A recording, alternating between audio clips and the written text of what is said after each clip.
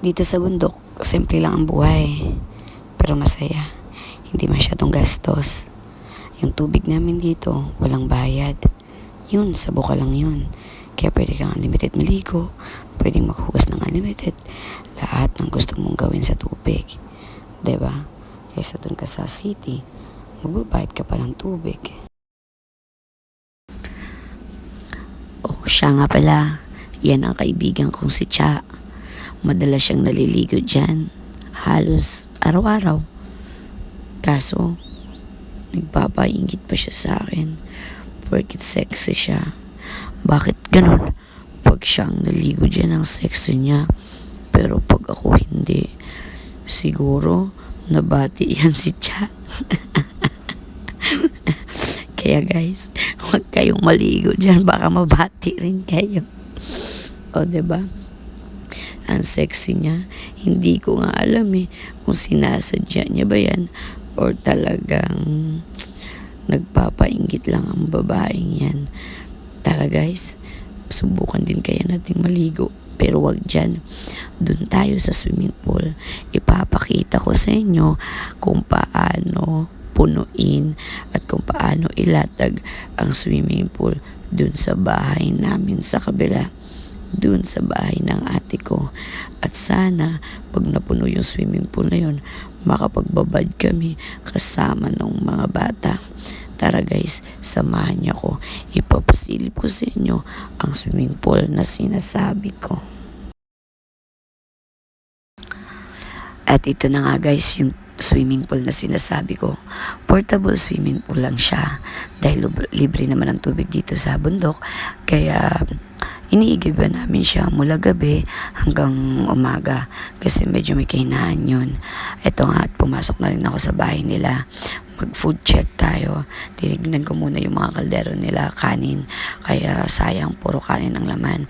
Pero minsan naalala ko, naglalagay sila ng pagkain dun sa lagayan ng plato. Kaya chinek ko na rin. Nakakita nga pala ako guys ng isang fried chicken. Hindi na nakapalagpas yung fried chicken guys. Kinuha ko na.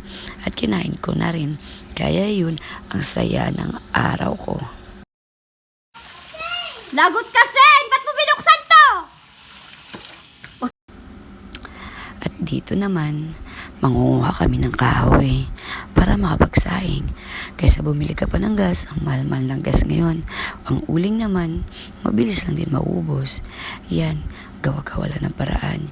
Yung lumang kalan, yan, tinanggalan, nilagay sa ilalim yung kahoy. O di, tapos nakakapagluto ka na.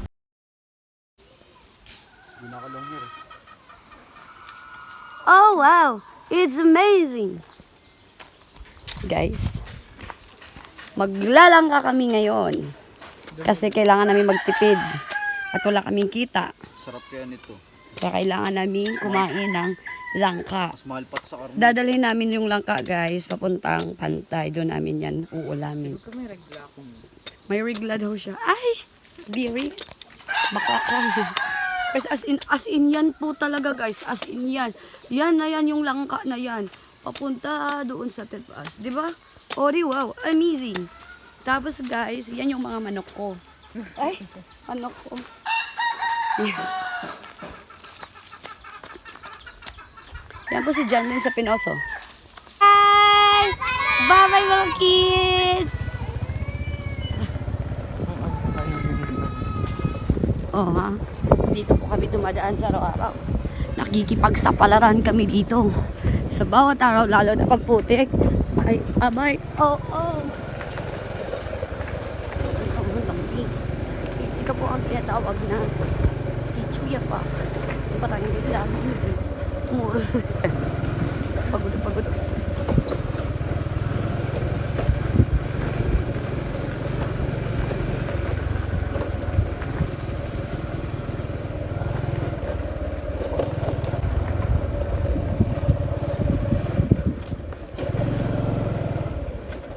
Oh, Maahon siya.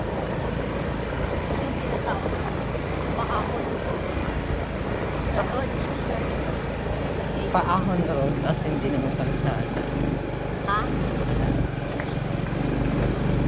Straight lang kasi.